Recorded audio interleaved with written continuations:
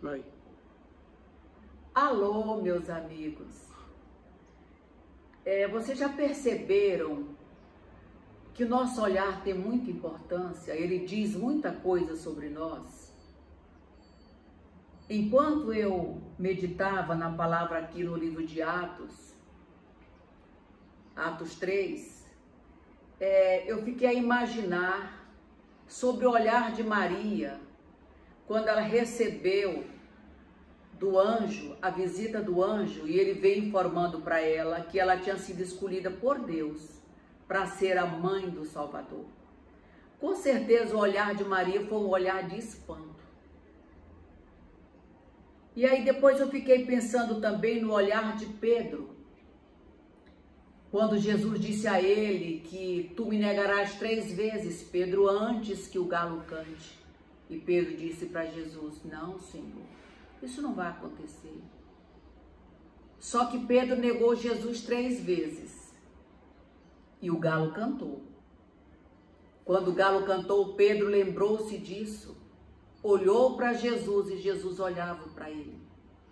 Com certeza, o olhar de Jesus para Pedro era de compaixão. Mas o de Pedro para Jesus era um olhar de arrependimento. E aqui no livro de Atos, nós vemos uma história linda que fala justamente desse olhar que a gente tem pelos outros. Esse olhar foi de Pedro e João, dos apóstolos Pedro e João. Eles estavam indo para o templo orar. Quando eles ali chegaram, eles viram um coxo que pedia esmolas ao lado da porta de entrada do templo. O coxo pediu esmolas.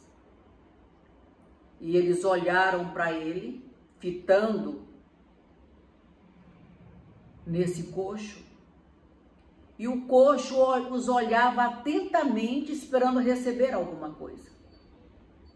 Geralmente, amados, quando uma pessoa nos pede alguma coisa, especialmente as pessoas que pedem esmolas, elas olham para nós pedindo com um olhar de expectativa por aquilo que elas podem receber.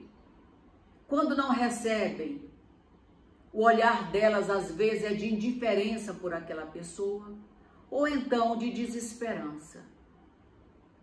Só que aqui na história do livro de Atos, Pedro disse assim para o coxo, olha para nós. E o coxo passou a olhar para eles atentamente, pensando, o que eu vou receber? E Pedro então lhe disse, não possuo nem ouro nem prata, mas o que eu tenho, isso te dou. Em nome de Jesus, o Nazareno, anda. E tomando pela mão direita, o levantou imediatamente, os seus pés e tornozelos se firmaram. De um salto se pôs em pé, passou a andar e entrou com eles no templo, saltando e louvando a Deus. Esse relato, meus amados, ele revela, na verdade, um grande momento na história da igreja primitiva. E essa cura também foi um grande marco na vida dos discípulos de Jesus. Esses discípulos acompanharam Jesus em todo o tempo. Em todo o tempo eles viram os milagres que Jesus fazia. Mas nesse encontro com o coxo, eles estavam sozinhos. Porque Jesus já tinha subido aos céus. E na verdade, eles nunca haviam sido usados em nome de Jesus para uma cura. O milagre não tinha acontecido através deles. O Espírito Santo já estava com eles. O Consolador já estava com eles. Mas eles sozinhos não haviam ainda operado nenhum milagre. Foi um dia diferente na vida do coxo, mas também foi um dia muito diferente na vida daqueles discípulos.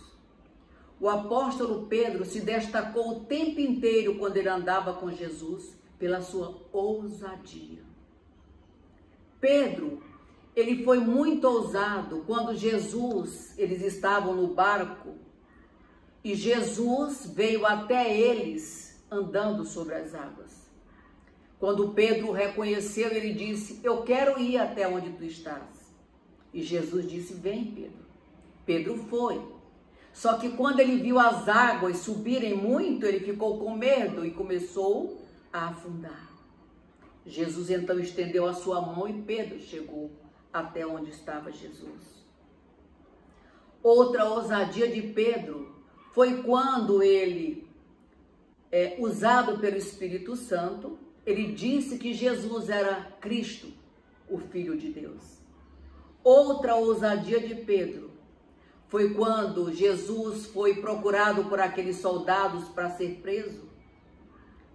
E Pedro tirou a sua espada e com ela ele cortou a orelha do soldado. Foi muita ousadia de Pedro. Amados, e essa ousadia, essa impetuosidade, essa coragem, na verdade, é uma marca de todas as pessoas que são transformadas pelo poder de Deus. João já era diferente. João foi conhecido por ser o apóstolo do amor. João era aquele apóstolo que se deitava no peito de Jesus. Ele foi conhecido como discípulo amado. Aqui nós vemos dois elementos, amor e ousadia. São dois elementos que precisam andar com todas as pessoas que precisam e querem ser usadas por Deus. A ousadia sem amor, ela é uma ousadia descompromissada, queridos. Ela é uma ousadia que muitas vezes age com irresponsabilidade. E o amor também sem a ousadia, sem a atitude, ele também não leva a grandes resultados. Então é importante que nós tenhamos esses elementos conosco. Se nós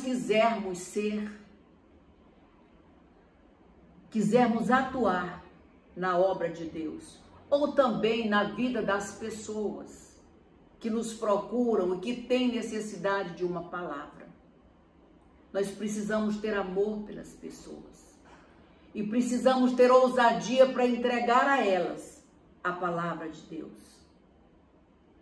O que é que eu quero lhe dizer com tudo isso? Que nós tenhamos esses dois elementos em nossas vidas. Amar e ousar. Para que Jesus possa, através da nossa vida, realizar também curas e milagres.